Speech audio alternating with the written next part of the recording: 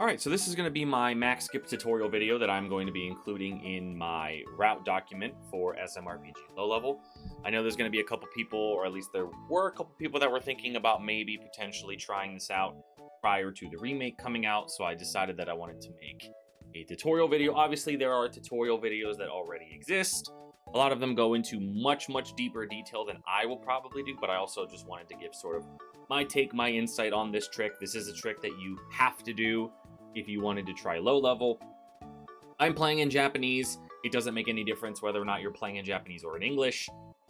There are slight differences if you are playing on console versus not console. I am not playing on console, but we will cross that bridge when we get to it. So the first thing about this trick is we want to make sure that we're limiting the amount of encounters we're getting into when we go to the Mushroom Kingdom. All of those shy guys that are bouncing around on pogo sticks, they are inescapable encounters. So you want to limit the amount of encounters that you're getting into. So actually, this save point is not in Mushroom Kingdom. This is actually right after we've defeated Krako here in Bandit's Way.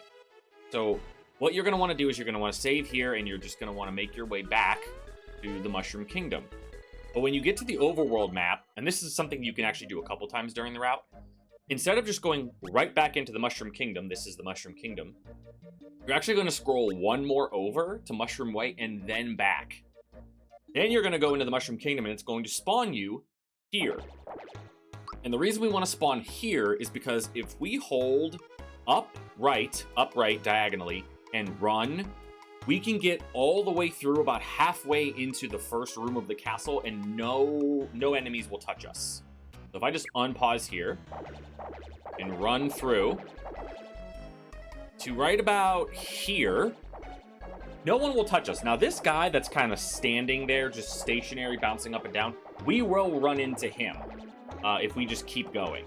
So what I like to do normally when I'm coming through here is, let me actually just go through, do it again, is as I'm approaching him, I'll do like one quick little adjustment there, and then we'll get through.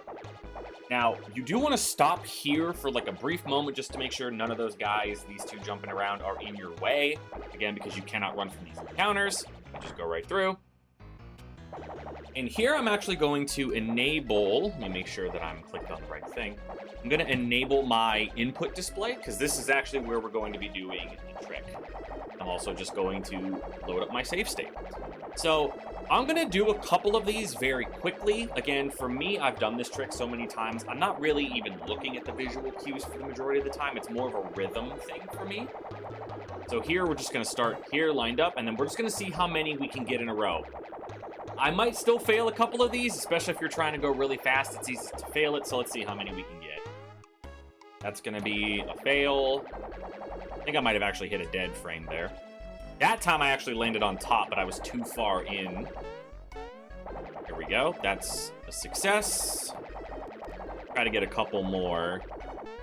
Again, if this is enough for you, if you could just see someone do it, and that works for you. Oh, I cannot believe I didn't. Yeah, hold on. I can't believe that happened. There we go. There we go. That's a success. Let's get one more before we go into the actual nitty-gritty of this. There we go. There's one more. All right. So, if you just want to see somebody do it, again, I have the inputs at the bottom of the screen. If that's enough for you, perfect. You can stop the video there. I am going to do a little bit more of an in-depth breakdown here of kind of what I'm looking for this trick. So, we're going to start off in this little corner here. And if you notice, this little block here that we're kind of pushed up against, as I walk to the right, and I'm going to walk. Normally, you're supposed to run, but I'm going to walk. You can kind of see how it's pushing Mario to the point where he no longer is being shoved by the geometry. You can kind of walk into the corner, whatever. So what you're looking for is you're looking for Mario to be past that little, the little edge right there, right? You don't want Mario to get up too close to this wall to where he kind of starts getting pushed into this corner. So anywhere between kind of like right when you cross here to anywhere about halfway through, you can make this trick work.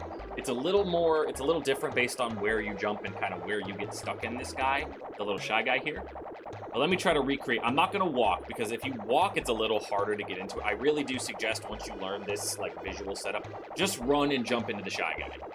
From here, we're going to hold Y, we're going to jump.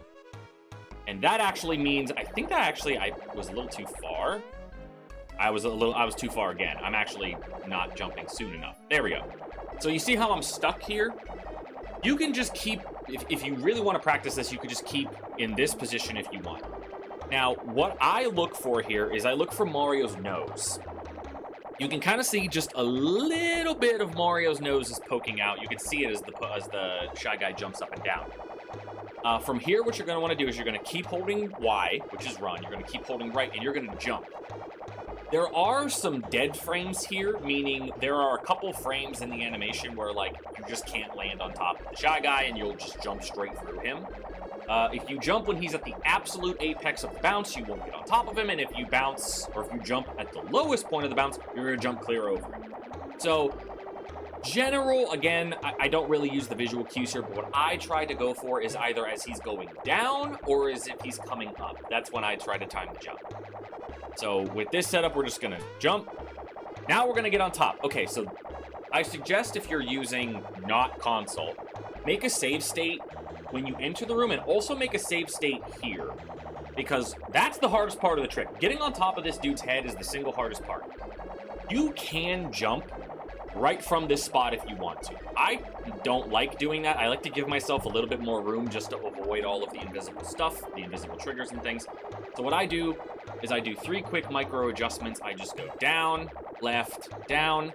I kind of try to put his right eye in between Mario's feet. And then from here, we're just going to hold Y, and we're just going to jump up and to the right. There you go. That is about as slow as I could possibly do it. Now, I want to show another sort of setup here. See how, now you can see how Mario's nose is sticking out a lot farther, right? Almost the entire nose is sticking out. Because I'm sort of deeper into the model of the Shy Guy, I actually don't want to run when I jump. Now, if you release run, when you're stuck in there, like you just saw, you'll initiate the cutscene. So what you want to do is, right when you're about to jump on top of his head, you want to release Y and still hold right until you see Mario move over enough to actually get on top. So let me see if I can recreate that again without initiating the cutscene, because I'm jumping too late. This is hard to recreate because I'm trying to jump later than I'm used to. That's actually too far in. There we go. Okay, so here we're going to jump. Nope, I actually jumped when he was at the top, so I just missed him. Nope. That might actually work. Nope, didn't work. I actually got this to work a couple times off stream. Let's see if we can... There we go. Okay, so you saw how Mario's nose was kind of sticking out a lot farther. If you notice that when he's stuck in the model of the Shy Guy, don't hold run when you jump up. So it's all about kind of where you get stuck in the model is based on whether you hold run or not. And then from here, it's the same thing. You're going to go down, left, down. Some micro adjustments, and then you're just going to jump up. You're not going to jump when he's at the top like I just did, because then you're going to bonk your head and you're going to fall. Here we go. Like I just did again. I'm just trying to go quick now. I can't believe I keep doing that. That's incredible. There we go. All right. So you saw me get on top of his head a couple of times there with different setups, and then I was trying to rush the jump, and I kept bonking my head. But there you go. Those are the different ways you could do Mack Skip again. The number one thing you want to be paying attention to is where you're actually jumping from the floor to make sure you're getting stuck inside of the model. And then from there, you can use the visual cue of how much of Mario's nose is sticking out to know whether or not you want to run jump onto the head of the Shy Guy, or if you just want to jump normal. So there you go. There's Mack Skip. Hopefully that helps.